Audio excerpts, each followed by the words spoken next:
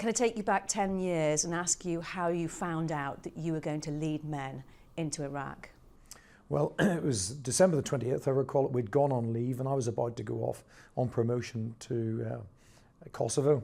And then I got a call on that day to say I'd be remaining to lead the battalion, and the battalion would be part of 16th Air Assault Brigade, taking part in operations. And that was the first certainty we'd had. What was your reaction at the time? Well, to a certain extent, I wasn't surprised the battalion was going. It was a surprise that, having handed the battalion over more or less, that I'd be staying on, but nevertheless I was delighted to do so. How do you prepare young men to go to war for the first time? Well, in that particular time, we'd just finished being the Fire and Emergency Service for Nottingham and Bedfordshire. So it was a re-roll again. And the battalion was also warned off for a arms plot move to move from Canterbury to Inverness.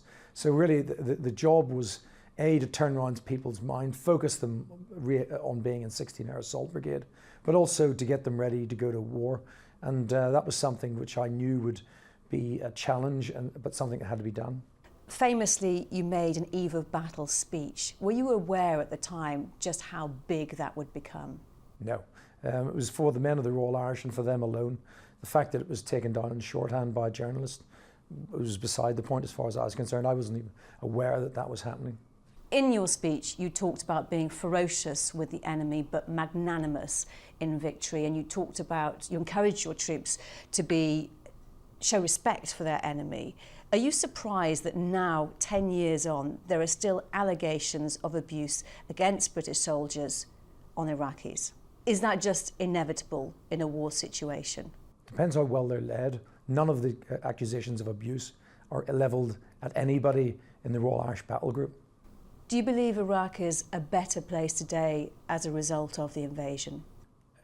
Probably not. I mean, the reality is that had we not carried out that invasion, Saddam's regime would have fallen along with all the others in the Arab Spring of 2010.